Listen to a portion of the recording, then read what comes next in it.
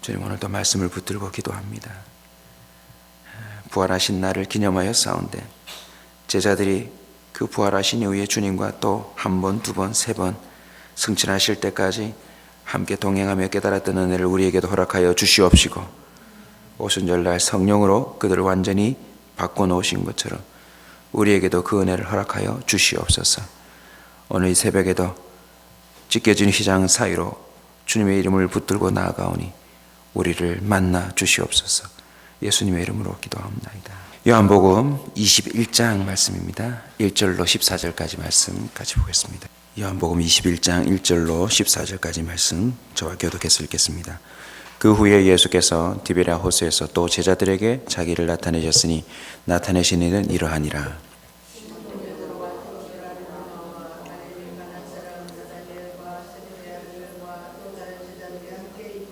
시몬 베드로가 나는 물고기를 잡으러 가노라 하니 그들이 우리도 함께 가겠다 하고 나가서 배에 올랐으나 그날 밤에 아무것도 잡지 못하였더니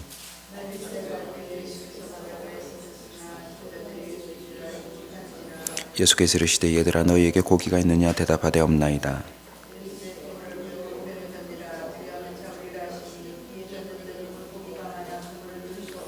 예수께서 사랑하시는 그 제자가 베드로에게 이르되 주님이시라 하니 시몬 베드로가 벗고 있다가 주님이라 하는 말을 듣고 겉옷을 두른 후에 바다로 뛰어내리더라.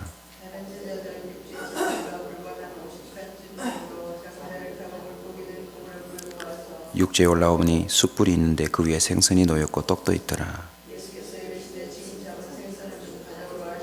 시몬 베드로가 올라가서 그물을 육지에 끌어올리니 가득히 찬 큰 물고기가 153마리라. 이같이 많으나 그물이 찢어지지 아니하였더라.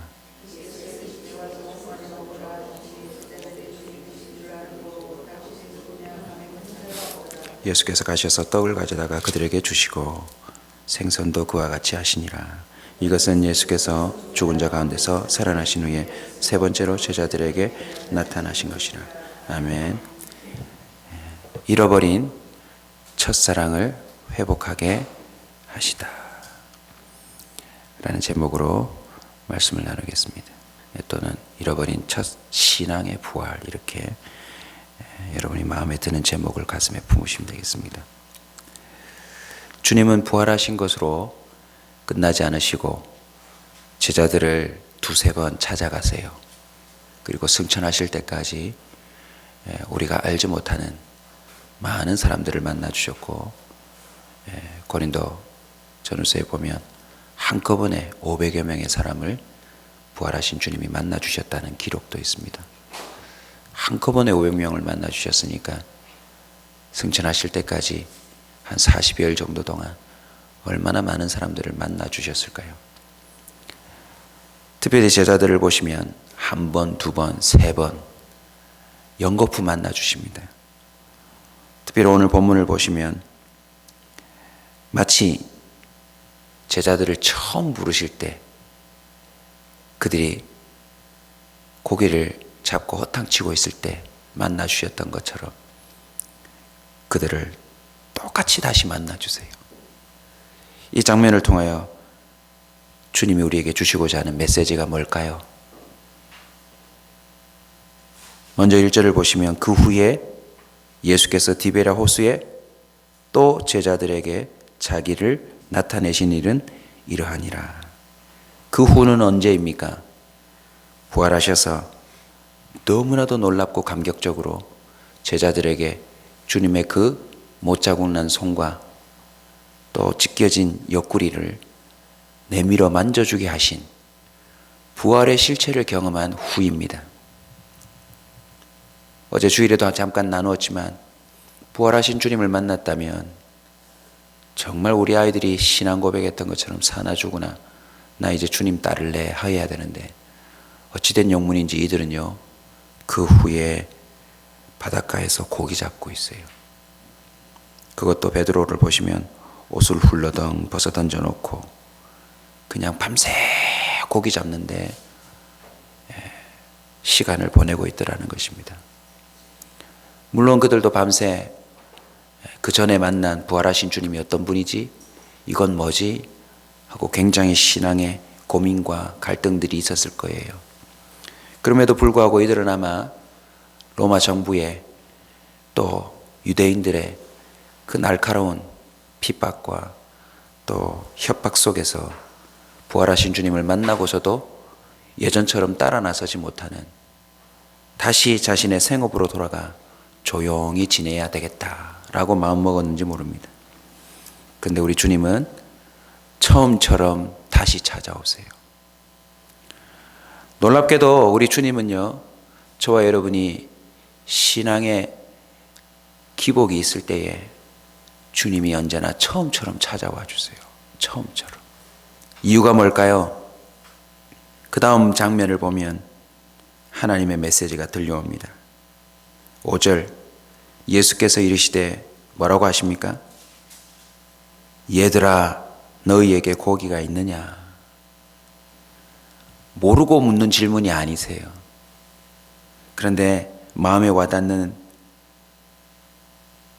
표현이 있죠. 얘들아. 여러분, 파이디온이라고 하는 말을 들어보셨죠? 기독교 단체입니다. 어린이 사역을 전문으로 하는. 그 파이디온이란 말이 소년들, 아이들이란 표현이에요. 예수님이 지금 다 큰 제자들에게 파이디온이라고, 애들아 라고 부르신 거예요. 얘들아. 이유가 뭔지 아세요? 여전히 끊어지지 않은 관계를 말해요. 너희들은 나를 버리고 떠나갔지만, 너희들은 나를 배신하고 가차없이 한순간에 다 흩어져 버렸지만, 부활하신 주님이 다시 한번 이들에게 찾아오셔서 얘들아 라고 말씀하신 건 관계가 끊어지지 않았다는 거죠. 너무나도 명확한 배신을, 저주를 퍼붓고 떠난 제자들을 찾아가셔서 주님이 부활하신 몸으로 얘들아 라고 말한 건 첫 번에 나타나셔서 한 사람 한 사람 이름을 부른 것보다 더 강력한 메시지예요. 너희들은 나를 떠났을지 모르지만 여전히 우리 관계는 끊어지지 않았단다. 아직도 여전한 사랑의 관계임을 보여주는 표현인 줄 믿으시기 바랍니다. 우리는요, 하나님 마치 아니 계신 것처럼, 하나님이 마치 사라지신 것처럼 우리가 그렇게 행동할 때 많아요. 그러나 주님은 여지없이 다시 나타나셔서 저희 여러분에게 꼭 말씀하실 겁니다. 얘들아, 얘들아. 로마서 1장 11장 2절을 보면 하나님이 그 미리 아신 자기 백성을 버리지 아니하셨나니. 우리 주님은 택한 백성을 버리지 않으세요. 그 택한 백성이 호세아에 나오는 것처럼 아무리 음란한 여인이 되어 집에 데려다 놓으면 또 다시 집을 나가고 또 다른 남자를 만나 아기를 낳고 온갖 음란한 삶을 살아도 호세아 선지자에게 명령하신 것처럼 또 가서 데리고 오고 또 가서 데리고 오는 것처럼 우리는 관계를 끊을지 모르지만 하나님은 그 관계를 끊지 않는다는 사실들을 주님은 부활하신 이후에 명확히 보여주고 있습니다. 요한복음 6장 39절을 보면 나를 보내신 이의 뜻은 내게 주신 자 중에 하나도 잃어버리지 아니하고 마지막 날에 다시 살리는 이것이니라. 아멘. 오늘 이 새벽에 아예 가슴에 새겨두십시다. 주님은 나와의 관계를 뭐하지 않으신다? 끊지 않으신다. 혹 내가 이러저러한 이유로 주님 앞에 소원하게 행동할지라도 우리 주님은 우리를 끊지 않으신대요. 사실 목회를 하는 가운데 제 자신과 우리 성도들을 가만히 보면 사소한 문제로 주님을 멀리할 때가 많더라고요. 히브리서 13장 5절에 보면 돈을 사랑하지 말고 있는 바를 족한 줄로 알아. 그가 친히 말씀하시기를 내가 결코 너희를 버리지 아니하고 너희를 떠나지 아니하리라.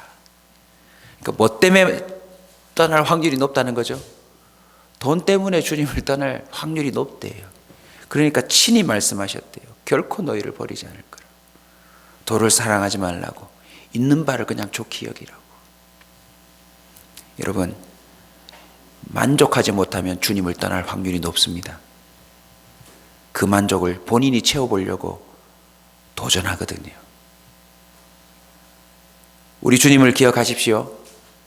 언제나 자기 백성의 필요를 알고 딱 맞게 채워주시는 그 주님을 평생 만족하며 사는 저와 여러분 되시길 축원합니다.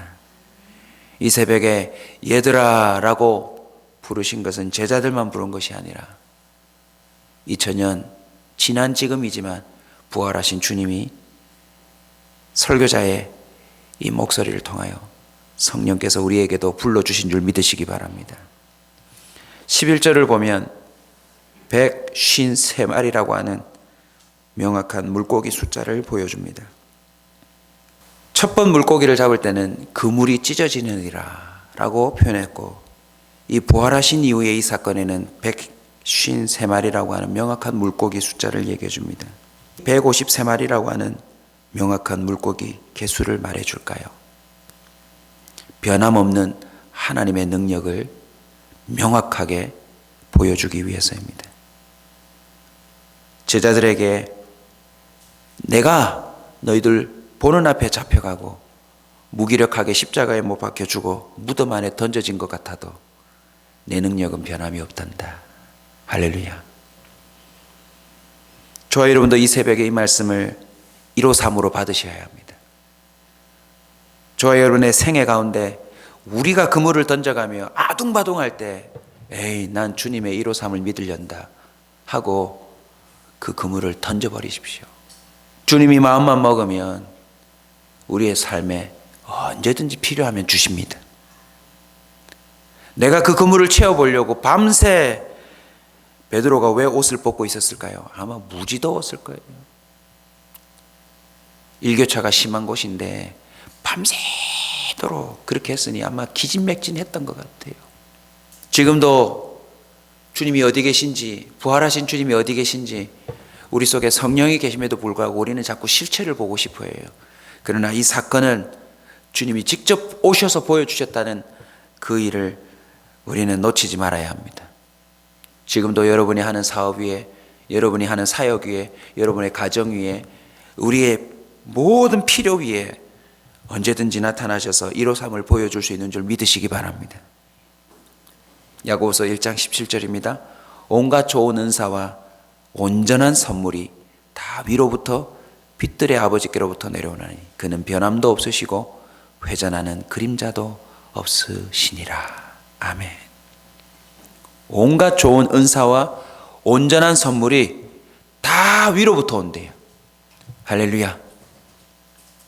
여러분 꼭 남은 평생에 기억하십시오. 주님으로부터 변함없는 능력이 우리에게 임한다는 사실을요. 정말 그물이 찢어지는 은혜를 원하십니까? 그러면 내 먹고 살기 위한 그물이 아니라 주님을 위한 그물을 붙잡으십시오. 주님은 그 안에 필요한 만큼 고기를 몰아넣으실 수 있습니다. 153마리라 하면 주님이 그 153마리에게 명령하신 것 아니겠습니까? 그 호수 안에는 훨씬 더 많은 물고기가 이미 준비되어 있고요. 베드로가 이 153마리를 잡아가더라도 또다시 새끼를 쳐서 얼마든지 그물 안에 들어갈 수 있는 걸 주님은 준비할 수 있다는 사실입니다. 우리 믿음의 사람은 성경에 기록되어 있는 산수를 가슴에 새기자면 30배, 60배가 아니라 100배가 와야 합니다. 아멘. 물고기를 잡아도 몇 마리를 잡아야 합니까? 153마리를 잡아봐야 합니다. 이게 주님의 능력의 상징이기 때문에 그렇습니다. 우리 주님은 부활하신 몸으로 나타나셔서 다시 한번 그들에게 변함없는 하나님의 능력을 각인시켜 주신 줄 믿으시기 바랍니다. 12절을 다 같이 한번 읽읍시다. 12절. 예수께서 이르시되 와서 조반을 먹으라 하시니 제자들이 주님이신 줄 아는 거로 당신이 누구냐 감히 묻는 자가 없느니라. 12절을 보시면 주님은 처음처럼 다시 찾아오셔서 어떻게 하십니까? 그들의 허기진 배를 채워주십니다. 지금도 우리가 돈으로 밥을 먹는 게 아닙니다. 1년 전부터 이 땅에 사계절을 운행하시며 우리에게 먹을 것을 땅에서, 나무에서, 온 산과 들에서, 바다에서 나게 하셔야 먹을 수 있습니다. 우리 주님은요, 우리의 배고픔을 채우실 수 있는 줄 믿으시기 바랍니다. 악한 아버지를 예를 들며 하물며 너희 아버지일까 보냐라고 오히려 주님이 우리에게 믿음 없음을 한탄하시며 말씀하지 않습니까? 저와 여러분에게 때를 따라 먹여주시는 하나님의 은혜를 기억하시기 바랍니다. 이 조반을 먹으라 하시는 말씀에 제자들이 어떻게 반응합니까? 주님이신 줄 아는 거로 당신이 누구냐 감히 묻는 자가 없었대요. 주님은 남은 의심들을 사라지게 하셨습니다.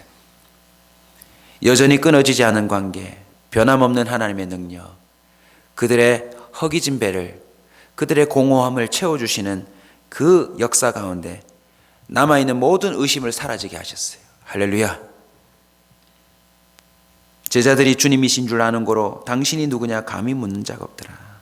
우리 주님은요, 우리 삶 속에서 적절한 때에 다시 한번 자신의 이 관계와 능력과 또 채워주심을 경험하게 하시면서 한번 따라서 합시다. 할 말이 없게 하신다.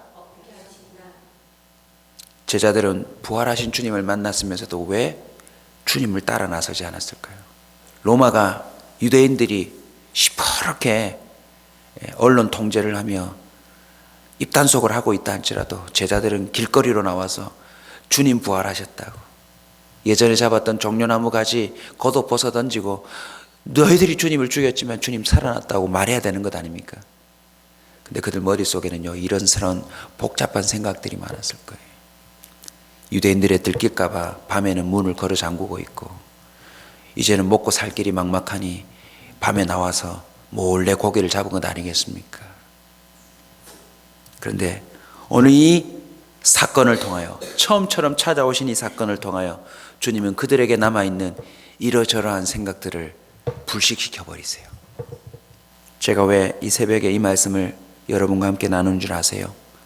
우리는 부활절을 거의 2000번째 맞이하는 날을 경험하고 있지 않습니까? 그러나 주님의 부활은 지금 2000년이 넘도록 계속 기념되고 있습니다. 날만 기념되고 있을까요? 여전히 주님은 활동하고 계신 줄 믿으시기 바랍니다. 부활절 기념하고 끝난 게 아니라 이번 주간부터 저와 여러분에게도 이런 주님의 다시 찾아오심이, 끊어지지 않은 관계와 변함없는 능력과 채워주시는 하나님의 놀라운 사랑과, 그리고 할 말을 없게 만드는 우리의 모든 이런저러한 의심들이 다 사라지는 한 주간이 되시길 주의 이름으로 축원합니다. 우리의 믿음이 더 확고해져야 합니다. 주님은 한 번, 두 번 나타나시며 도마에게 말씀하셨던 것처럼 요한복음 20장 27절의 기록처럼 네 손을 내밀어 내 옆구리에 넣어보라. 그리하여 믿음 없는 자가 되지 말고 믿는 자가 되라. 이번 한 주간 동안 더욱 확고히 주님을 믿는 자로 날아오르기를 소원합니다. 주님은 부활하신 후 왜 마치 처음처럼 똑같이 재현하셨을까요? 그 처음 사랑을 부활시키기 위해서입니다.